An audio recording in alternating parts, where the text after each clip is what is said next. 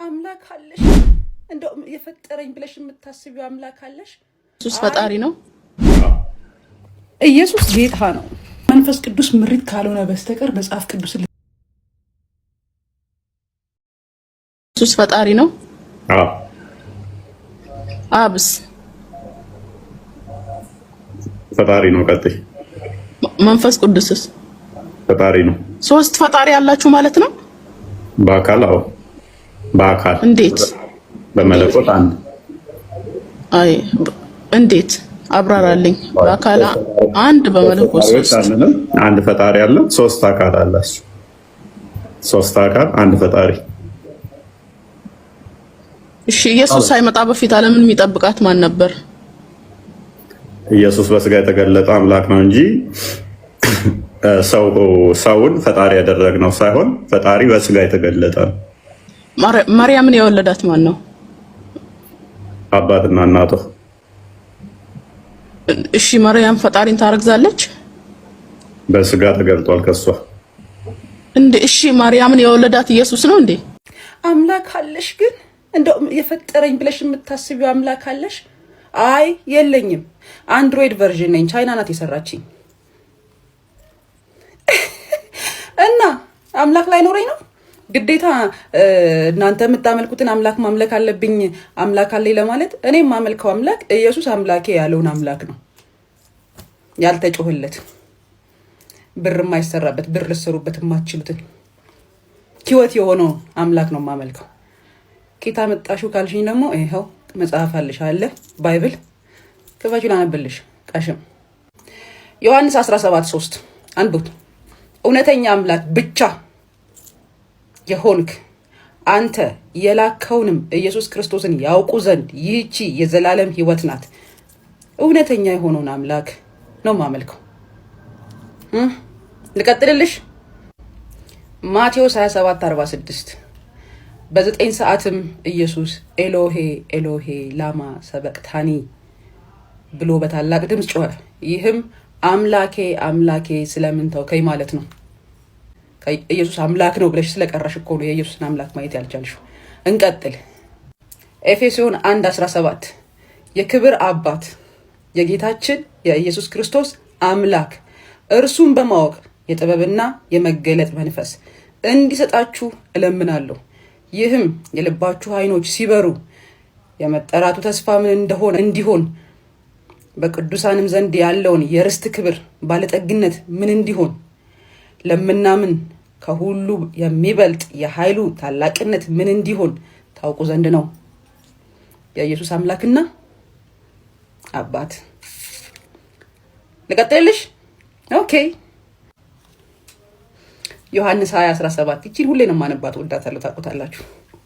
ኢየሱስን ገና ወደ አባቴ አላረግኩምና አትንኪ፣ ነገር ግን ወደ ወንድሞቼ ሄደሽ እኔ ወደ አባቴና ወደ አባታችሁ ወደ አምላኬና ወደ አምላካችሁ አድርጋለሁ ብለሽ ንገሪያቸው አላት።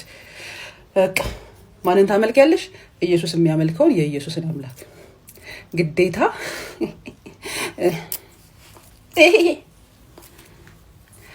ኢየሱስ አምላኬ ያለውን አምላክ ነው የማመልከው። አምላክ አለሽ ወይ ለምትይ መቼም አንድሮይድ ቨርዥን አይደለሁም፣ ግን ባናና ነኝ፣ ነቄ ነኝ። ነኝ ብር የሚቀበል እግዚአብሔር አልወድም፣ አልከተልም።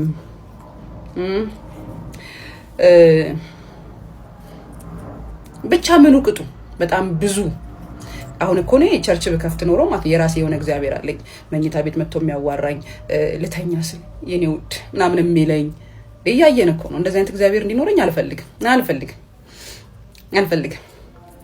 ሱፍ የሚያማርጥ እግዚአብሔር፣ ይሄኛው ሱፍ ነው የሚያምርብህ፣ ይሄኛው ነው የሚያምርብኝ፣ ተው እንጂ እግዚአብሔር ና እንደባደብ ምናምን የሚባል እግዚአብሔር የለኝም። ያው ኳሊቲውን የጠበቀ ስታንዳርዱን የሚያውቅ የማይወርድ የማይዋረድ የማይልመጠመጥ የማይሽለጠለጥ አምላክ ነው ያለኝ። ማንም ቢበዛ ጉዳዩ ያልሆነ፣ ማንም ቢመጣለት የማይሞቀው፣ ማንም ቢሄድበት የማይበርደው አምላክ ነው ያለኝ። ግዴታ ብሬ እኔ ከእናንተ ጋር መደመር አለብኝ አምላክ አለኝ እንደዚህ ናት እንድባል አይደለም እኔ የምኖረው። እኔ የእግዚአብሔር ልጅ ለመሆን ነው የምኖረው። በቃ አምላክ አለሽ? አይልኝም። አንድሮይድ ቨርዥን ነኝ። ኤለና መስክ የሚሰራቸው ሮቦቶች መካከል አንዷ ነኝ። ቀሽም ኢትዮጵያ ውስጥ ባይዘው እግዚአብሔር የለም የሚል ሰው ፈልጋችሁ አታገኙ። እግዚአብሔር የለም የሚል ሰው ካገኛችሁ ማለት ነው የሚሆነው ቤተክርስቲያን ውስጥ ያጣ ሰው። ቤተክርስቲያን ውስጥ እግዚአብሔርን ፈልጎ ያጣ ሰው ታገኙናል እንጂ እግዚአብሔር በፍጥረት ዓለም ውስጥ የለም ብሎ የሚያስብ ኢትዮጵያ አታገኙም፣ አትፈልጉ። እሺ ኢየሱስ ጌታ ነው፣ ኢየሱስ ጌታ ነው፣ ኢየሱስ ጌታ ነው ምናምን የምትሉኝ ሰዎች ለእናንተው፣ ለእኔ ግን አይደለም። እኔ ለሁለት ጌታ በአንድ ጊዜ መገዛት አልችልም ነው ያልኩት። እናንተ ግን እንዴት ቻላችሁበት? እንዴት ብቃቱ ኖራችሁ? ለሁለት ጌታ በአንድ ጊዜ ለመገዛት እንዴት ብቃቱ ኖራችሁ? እየወጣሁ አስፋልት ላይ ጮህ ነበር ኢየሱስ ጌታ ነው ምናምን እያልኩ። ለካ ለእኔ ራሱ በአግባቡ ጌታ አልሆነም ነበር። እኔን ይዞ ማቆየት አልቻለም። እኔን ይዞ ማቆየት ጌትነቱን ማስጠበቅ አልቻለም። እና ለእናንተ ጌታ ሊሆን ይችላል፣ ለምትሰክሷቸው ሰዎች ጌታ መሆን ይችል ይሆናል። ለእኔ ግን ጌታ መሆን አይችልም። ምክንያቱም እኔ ለሁለት ጌታ በአንድ ጊዜ መገዛት እንዴት እንደቻላችሁ ትለይ አላውቅም። ብቻ እንደዚህ ሁለት ጌታ በአንድ ጊዜ ማስተናገድ አልችልም። እና ኢየሱስ ምን አለ? ራሱ የላከኝን የአብን ፈቃድ ልፈጽም ነው እንጂ የመጣሁት አለ። እኔ ሌላ ቦታ ምን ብሏል? እንደገና ወደ አምላኬ ወደ አምላካችሁ ወደ አባቴ ወደ አባታችሁ ምናምን ብሏል። አሁን ይሄ ከእስልምና ጋር የሚነካካ ነገር አይደለም። እኛው መጽሐፍ ላይ ያለ ነውና እኔ ሁልጊዜ እንደምነግራችሁ ለእኔ ኢየሱስ ታላቅ ወንድሜ ነው። ወንድም ደግሞ ጌታ መሆን አይችልም፣ አይሄድም። አሁን ኢየሱስ ወንድሜ ነው። የአንድ አባት ልጆች ነን። በእኔና በወንድሜ መካከል የጌታና የገረድ ካራክተር ማሳየት አንችልም። ሁለታችንም ለአንድ አባት ነው ተጠሪነታችን። ሳይሽ ወይኔ ሳያት በጌታ ስም ደነግጣለሁ። ጌታ ምሕረት ያርግልሽ ያልሽልኝ፣ ግን እኔን ስታይ የምደነግጪ ከሆነ አንቺ ጋር ካለው መንፈስ ይልቅ እኔ ጋር ያለው ኃያል ነው። እኔ ጋር ያለው ይበልጣል። እኔ ጋር ያለውን ጌታ ተቀበኝ። አደነግጪም እኔን ስታይ። ከዛ በኋላ ሰላም ታገኛለሽ፣ እረፍት ነው የሚሆንልሽ። በዛ ላይ እዚህ ያለ ሰላምና ደስታ you have no idea። ከደሞዝ 10% የምሰጠው እግዚአብሔር የለኝም። ከኔ ምንም ኤክስፔክት የሚያደርግ እግዚአብሔር የለኝም። የሚቀየም እግዚአብሔር የለም። የሚናደድ ስፔሻሊ ባይብል ላይ ያለው እግዚአብሔር አግሬሲቭሊ የሚናደድ በጣም ተናዳጅ ነው። በጣም ተናዳጅ ነው። በትንሽ በትልቁ ይቆጣል። በትንሽ በትልቁ ሕዝብ ይጨፈጭፋል፣ ይገላል፣ ያጠፋል። ኢየሱስ ደግሞ ከሱ ነው ነፃ ሊያወጣን የመጣው ይመስለኛል። ኢየሱስ ካለ ማለት ነው። አሁን ሀሳብሽ አይጋጭም ልትሉኛ? አይጋጭም። እና ኢየሱስ ጌትነቱን አልቃወምም። እኔ ላይ መብት የለውም። የኔ ጌታ መሆን አይችልም። ምክንያቱም ለሁለት ጌታዎች በአንድ ጊዜ መገዛት እጅግ በጣም ከባድ ስለሆነ ኃጢአት ነው። ትልቁ የዚህ ዓለም ላይ ፈጣሪ ደስ የማይሰኝበት ነገር ቢኖር እሱን ከሌሎች ጋራ ስናወዳድረው ደስ አይልም፣ አይፈልግም። በፍጹም ነው የማይፈልገው።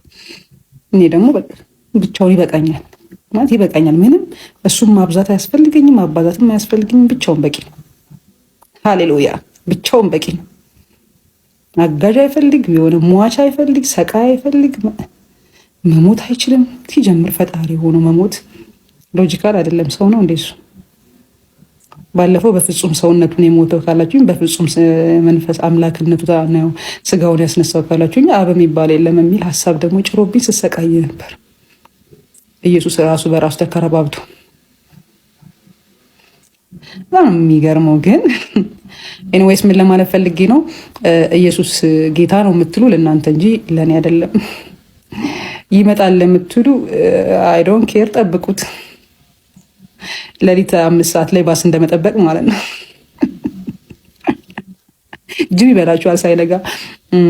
ሌላ ደግሞ በጣም የምጠሉኝ ሰዎች ማለት ነው መድኃኒት ሆኛችኋለሁ ማለት ነው። ንግግር የሚመራችሁ ሰዎች መድኃኒት ነው የማወራው ነገር። እያንገፈገፋችሁም እያንገሸገሻችሁም ቢሆን ዋጥ አድርጉት። ትድኑበታላችሁ፣ ትፈወሳላችሁ፣ ሰላም ታገኛላችሁ ለማለት ነው። በጣም ጥሩ ነው እየሄደ ያለው ነገር ወድጄዋለሁኝ። እና ደግሞ እወዳችኋለሁ። በጣም ነው የምወዳችሁ። አልችልም። ውስጥ መጥላት የሚለው ነገር የለም። ልክ ከቸርች ስወጣ አንድ ከውስጥ ያጣሁት ስሜት ቢኖር ሰውን መጥላት መቻል። በግሩፕ ማሰብ አልቻልኩም። ይሄ የእንትን ቸርች ስለሆነ ልውደደው፣ ይሄ ደግሞ የእንትን ቸርች ስለሆነ ልጥላው የሚለውን ስሜት ነው ያጣሁት። እና አሁን በዚህ ሰዓት ምናችን የምትሉኝ መጥላት አልችልም። ሁሉንም ሰው በሰውነቱ ሰው ስለሆነ የእግዚአብሔር እስትንፋስ በላዩ ላይ ስላለ እወደዋለሁ። ሙስሊም ቢሆን ክርስቲያን ቢሆን ፓጋን ቢሆን ኢትስት ቢሆን ኤግኖስቲክ ቢሆን ቡዲስት ቢሆን ሃይማኖቱ እሱን ከመውደድ አያስቆመኝም። ሰው በመሆን እወደዋለሁ እና እወዳቸዋለሁ። እኔ እኮ ሰድቦን ነው የጀመረው ስል በምክንያት እኔ እኮ በማስረጃ ነው። ሰድቦን ነው የጀመረው ክርስትና ሲጀምር ራሱ ማለት ነው። እንደ ኢትዮጵያ እኮ ያሳፍራል። ጀንደረባው እያለ በአደባባይ ሲሰበክ ራሱ ያሳፍራል። ለምን ስቶሪውን ገባ ብለን ማየት አለብን። እግዚአብሔር ከጀንደረባዎች ጋር ያለው ግንኙነት ምን ይመስላል? እነ ጀንደረባዎችስ ምንድን ናቸው? የጀንደረባዎች ልጆች ምንድን ናቸው ብለን ግን ምን ይላል እስኪ እግዚአብሔር ስለ ጀንደረባዎች ያለውን አመለካከት እኔ እውቀት እኮ ነው ነፃ የሚያወጣው። ዘዳግም 23:1 ቀጠቀጠ ብልቱም የተቆረጠ ወደ እግዚአብሔር ጉባኤ አይግባ፣ ዲቃላ ወደ እግዚአብሔር ጉባኤ አይግባ፣ እስከ 10 ትውልድ ድረስ ወደ እግዚአብሔር ጉባኤ አይግባ። በቃ እኔ እግዚአብሔር አልፈልግም፣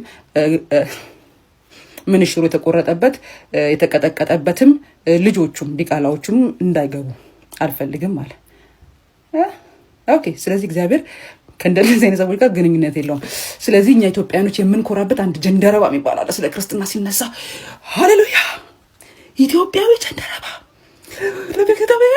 ምንባልለት አንድ ጀንደረባ አለ። እስኪ ስለ ጀንደረባውና ጀንደረባ ራሱ ማለት ምን ማለት ነው? እንቀጥል። ጀንደረባ ማለት ስልብ ማለት ሲሆን የጀንደረባ ትውልድ ማለት ደግሞ የስልብ ልጆች ማለት ነው። ሰድቦን ነው የጀመረው። ስልብ ማለት የወንድ ልጅ ብልቱ የተቆረጠበት ወይም ደግሞ ጀንደረባ ማለት ነው። በአሁን አማርኛ ስናመናፍሰው ኮንሸስነሱን ያጣ ሰው ራሱ ስልብ ነው። ስልብ የሚያገናዝብ አእምሮ ከሌለ ንቃተ ህሊና ከተሰለበ አጅሬ ቢኖርም ባይኖርም ወረዲ ምንድነ ስልብ ነው። የተሰለበ ሰው ደግሞ እግዚአብሔር አይፈልግም። ጉባኤ ላይ እንዳታስመጡብኝ ብሏል። እንኳን ያንተ ልጆች ራሱ አይፈልግም ማለት ነው። ማንዬ ምሬን እኮ ነው የምነግርህ ማለት መጽሐፉ ነው የሚለውን ያለው ሲጽፉ ያላፈሩትም እኛ ስንናገር አናፍር። ከዛ አንድ ጀዝባ መጣችን። አንድ ስልብ አንድ የተሰለበች መታ ምን አለች? እዚህ መዳን በኢየሱስ ክርስቶስ ነው። የኔ እህት አትሳሳቺ። ከምንድን ነው የሚያድነኝ? ከምንድን ነው የሚያድነኝ? እስቲ ከዚህ ነገር ኃጢአት ምንድን ነው? ከኃጢአት ነው ከዘላለም ሞት ከዘላለም ህይወት ምንድን ነው ኃጢአት? ለእኛ ለአፍሪካውያኖች ኃጢአት ምን እንደሆነ ልንገራችሁ። መሬታችን ውስጥ ያለው ማዕድን ነው ኃጢአት። እሺ፣ መልክዓ ምድራችን ነው ኃጢአት። እኛ ኃጢአት ያወቅነው ባይዘው መቼ ነው ታውቃላችሁ? ኃጢአትን አፍሪካውያኖች። አሁን እኮ እኛ መጀመሪያ ሃይማኖቱ ግለሰባዊ ያደረገን። አሁን ለኔ ነው የምኖረው፣ ልጄ እንኳን ብትሞት የራሷ ጉዳይ እስክንል ግለሰባዊ አድርጎናል። ጌታ ኢየሱስን ካልተቀበልሽ የዘላለም ህይወት የቱ ጋር ነው የሚጀምረው? የዘላለም ህይወት ዛሬ ነው የሚጀምረው። ዛሬ እኮ አይደለም። ዘላለም ማለት እንደ እግዚአብሔር ያለ ጊዜ ማለት ነው፣ የነበረ ያለ እና የሚኖር። ስለዚህ እኛ የዘላለም ልጆች ከሆን ለእግዚአብሔር ዛት ሶል በቃ የምቀበለው የሚሸኘው የሚሄድ የሚመጣ ምናምን የለም። የዘላለም ህይወት አለኝ። ስሞት ከዚህ ህይወት ከዚህ ስጋ እወጣለሁ እንጂ ከዩኒቨርስ ከዓለም ከእግዚአብሔር አልጠፋም። የተበላበት ቁማር ነው ኢየሱስ ምናምን የምትሉ ምናምኖች በቃ ተበልቶበታል። ፊልድ ቀይሩ። እኔ እዚህ ያለው ፊልድ ማስቀየር ነው ስራዬ። ሰው ይነቃል፣ እናንተ ፊልድ ትቀይራላችሁ። ብዙዎቻችሁ ስልብ ናችሁ፣ ጀንደረባ ናችሁ። እግዚአብሔር አይፈልጋችሁም። በቃ የምናወራው ስለ እግዚአብሔር ከሆነ እግዚአብሔር ምንሽሩ የተቆረጠበት አይፈልግም። በቃ ስነ ልቦናውም የጠፋ ንቃተ ህሊና የሌለው አይፈልግም። እንደወረደ ደግሞ በቁም ስናየው ብልቱ የተቆረጠ እነሱ እንደውም አላፈሩም። ስሙን ነው ከነ የጠሩት። አይፈልግም እና ማትፈለጉ ናችሁ። ሲጀምር ሰድቧችሁን የጀመረው ምለው ለዚህ ነው። ሲጀምር እንደ ሀገር ሰድቦን ነው የጀመረው። ጀንደረባ ስልብ፣ እግዚአብሔር የማይፈልገው ሰውዬ፣ በጉባኤ መገኘት የሌለበት ልጆቹን እኮ እንዲቃሎቹ ብሎ እኮ የጠራው እኮ የጀንደረባው ልጆች ነው። እና ተሰድባችሁ ነው የምታለቅሱት እግዚአብሔር ይቀበለኛል ምናምን የምትሉ ሰዎች ማለት ነው። ደህና ናችሁ ግን አይደል? አንብቡ እንጂ ለምንድነው 1000 ብር የሚያክል አውጥታችሁ መጽሐፉን አክቹሊ ከ250 ብር ጀምሮ ነው ያለው። ግን ስትገዙት መጽሐፉን አንብቡት። ዴድትን ተራሱስ ነው የምትገዙት። አንብቡት እንጂ መጽሐፍ ቅዱስ ስላላችሁ እኮ ገነት አትገቡም። ገነት ምናምን ባይዛው እንደዚህ አሁን በሚሰከሰው መልክ የሚገባበት ምናምን ቦታ አይደለም።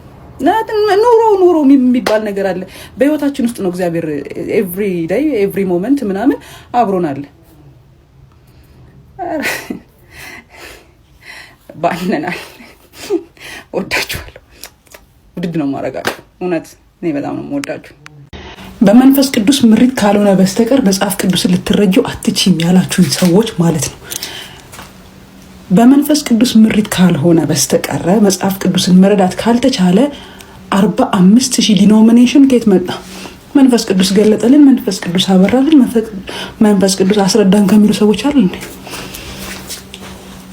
45000 አይነት ክርስትና እዚህ ምድር ላይ ሞልቶ ስለ መንፈስ ቅዱስ መገለጥና መንፈስ ቅዱስ በመንፈስ ቅዱስ መጽሐፉን ስለመረዳት እናወራለን በዚህ ሰዓት።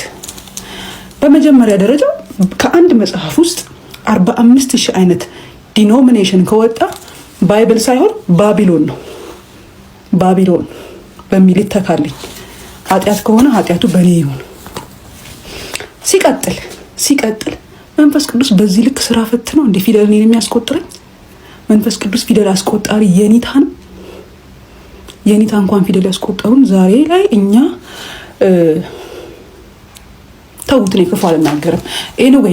ኤኒዌይስ መንፈስ ቅዱስ ኤግዛክትሊ በምትሉት ልክ መጽሐፉ በሚለው ልክ መንፈስ ቅዱስ እዚህ ምድር ላይ ሩል እያደረገ ከሆነ ያለው ገንዘብ በማጣት ምክንያት ታመው ሆስፒታል ተኝተው እርዳታ ላጡ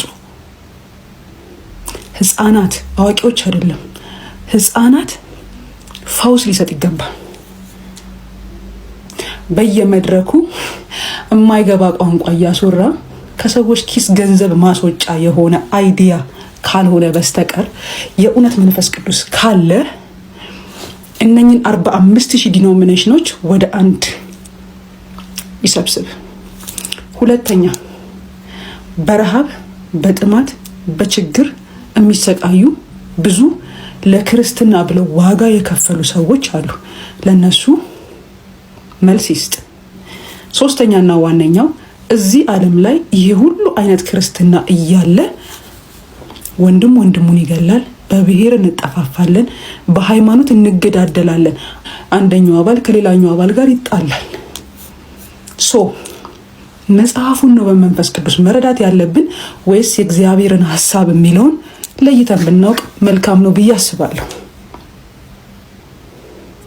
ነገር ግን ከዚህ ባለፈ ስለ እግዚአብሔር ምናወራ ከሆነ እግዚአብሔር ሁሉ በሁሉ የሆነ ሁሉን ማድረግ የሚችል ለአንዱ ትልቅ ለአንዱ ትንሽ ፍቅር የሌለው ሁሉን እኩል የሚወድ ስለሆነ ለህፃኑ ለትልቁ ሲጀምር ትልቅ የሚባል የለም። እግዚአብሔር ፊት ሁሉም እኩል ነው። መስመር ላይ እንግባ። እኔ በጣም እርግጠኛ ሆኜ መናገር እችላለሁ እስከዛሬ ካነበብኳቸው መጽሐፍ ቅዱስ ክፍሎች ውስጥ አንዱንም መንፈስ ቅዱስ ለስብከት አምጥቶት አያውቅም። ምክንያቱም መንፈስ ቅዱስ በየቸርቹ እንደ ሰባኪው መልኩና ባህሪው ስለሚለያይ ማፈሪያ ሁላ ብናሰራው መልካም ይመስለኛል። እቺ ቦታ ብትከፈት ጥሩ ነው።